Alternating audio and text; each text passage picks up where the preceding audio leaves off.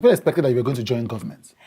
You know, people thought that after you worked in the 2023 elections, that the next level was this. And you are so close to the first family that you can call the first lady to get advice. Really? No. So then, yes, and because we have a history, my father was president of the Nigerian Bar Association, and he was a human rights activist. And when he was very ill, the governor at the time, Asiwaju Bola Ahmed Tinubu, stood with my mother. I mean, he cared for my dad. He helped with medical bills, and then the things were really tough for the family.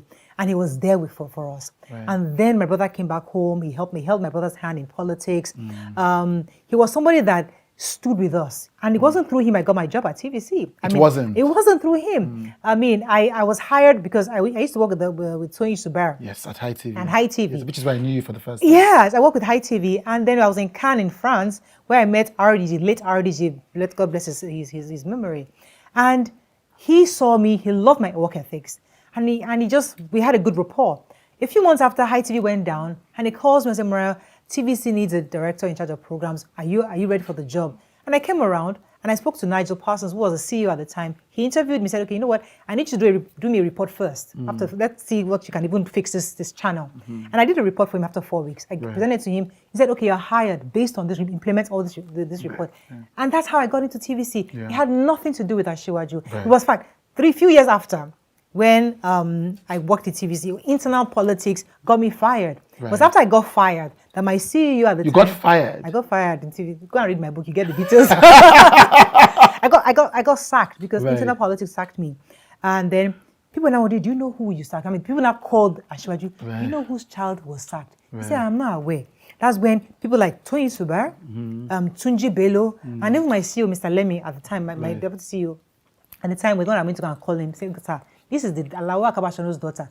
That's when he knew it was me. And then he called me to his office and said, what happened? And that's when, after a lot of back and forth, I got my job back. Although I was demoted, internal politics still demoted me for whatever reason.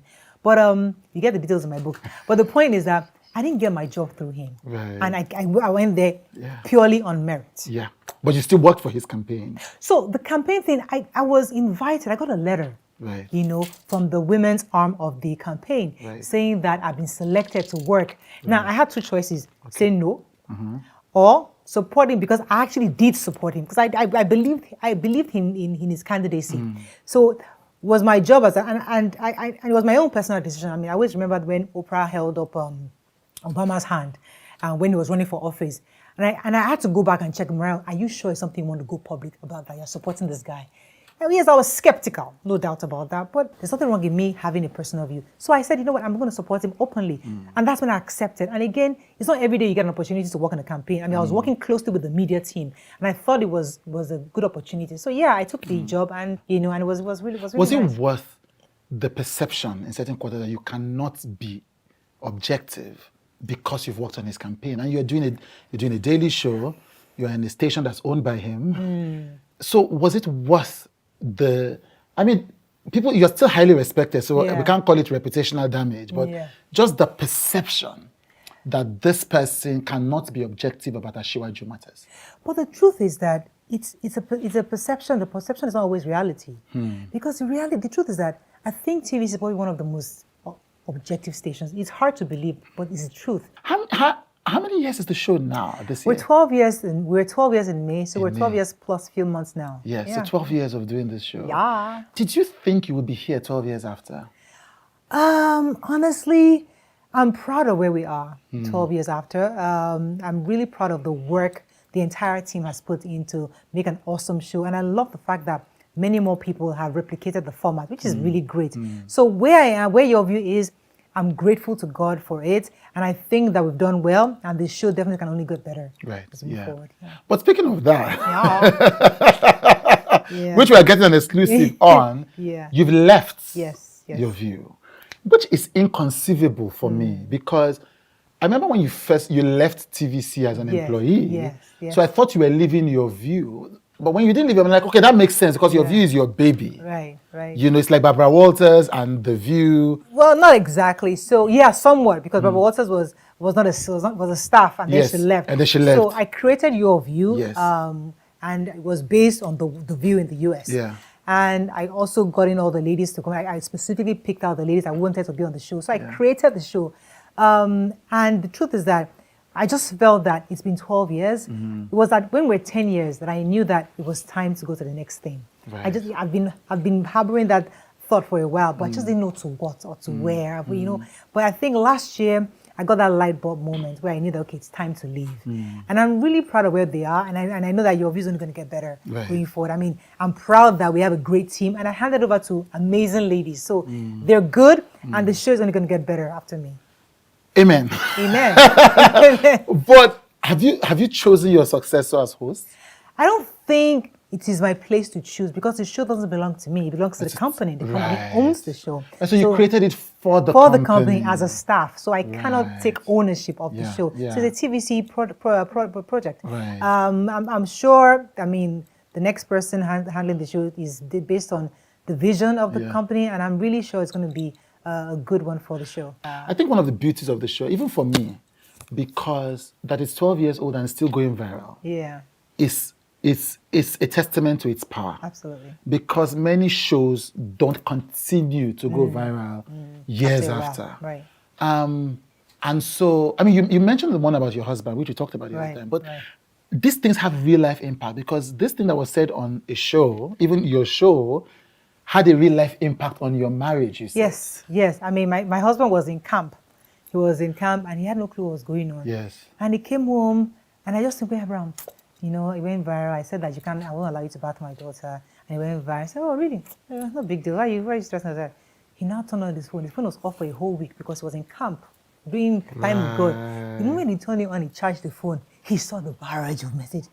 He shouted, Morayo, what is this? What have you done? You know, because then he was angry because at that time he was praying. He goes to church 5 a.m. in the morning to lead praise and worship. Like, people will be thinking I'm a pedophile.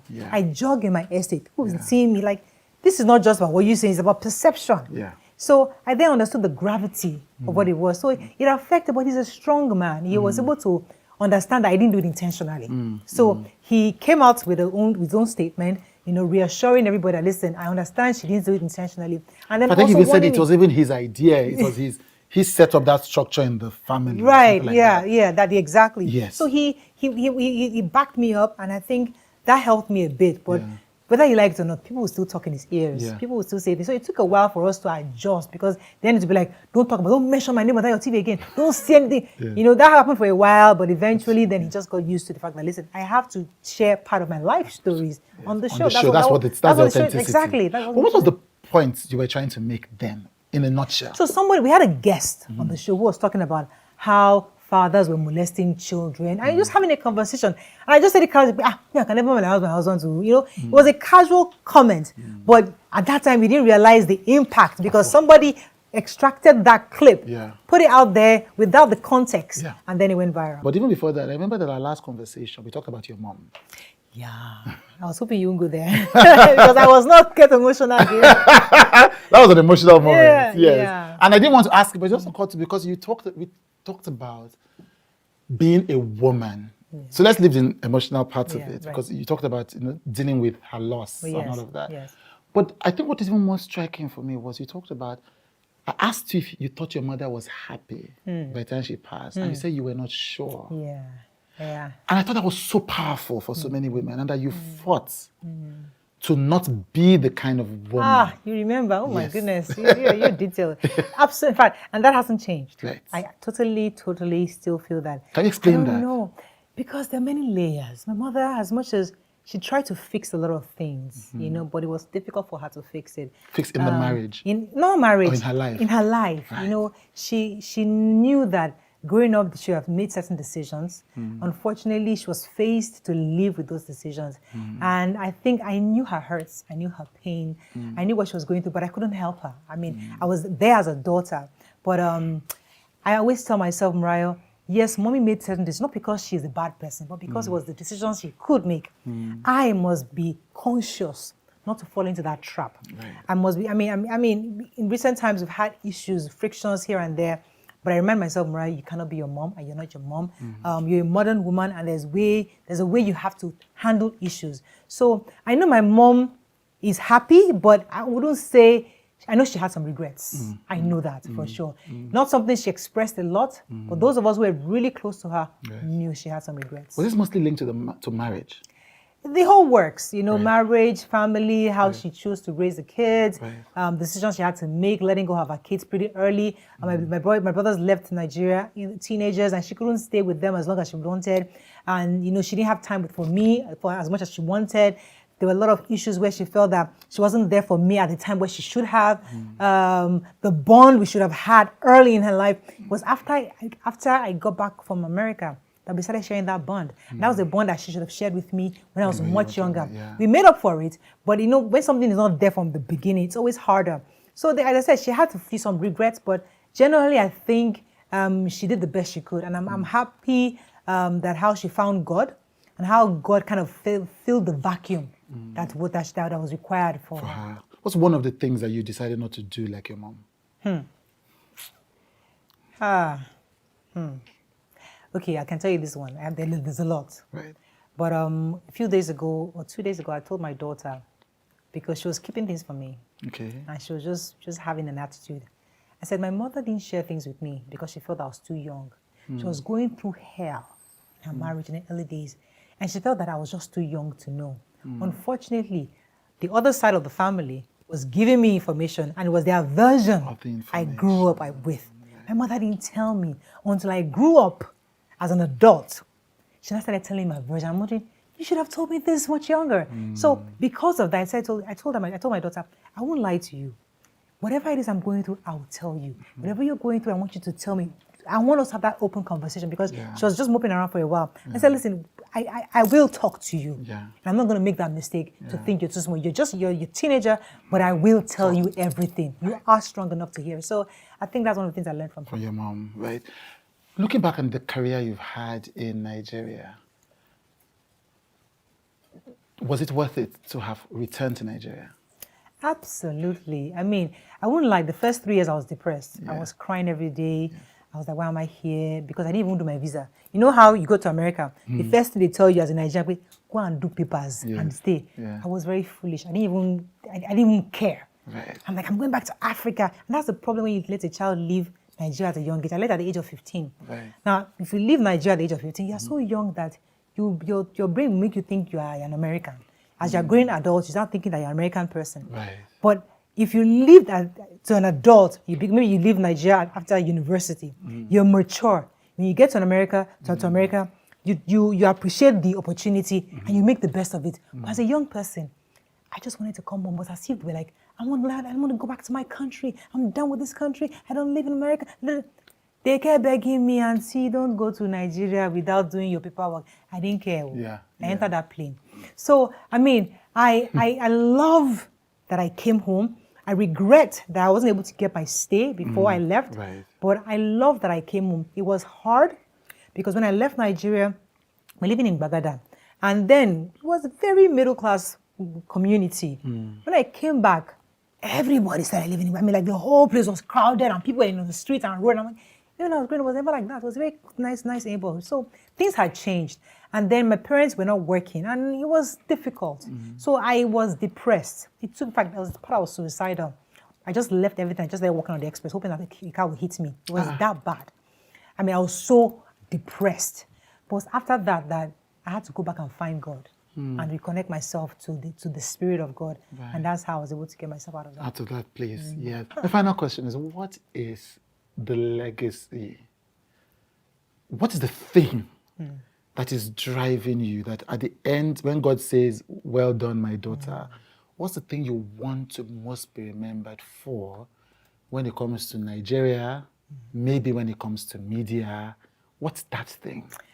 I would say reorientation. Okay. Because for me, the objective of your view was to reorient people in their thoughts, in their decision-making, who they are. See options. You see a Muslim talk to you. You see a Christian. You see a Yoruba. You see an Igbo. You see different cultures, ethnic groups say things from their own perspective. And then you look at them and wonder, okay, I can pick from this Hausa experience. I can pick from this Muslim. I can pick from that. And it changes your orientation.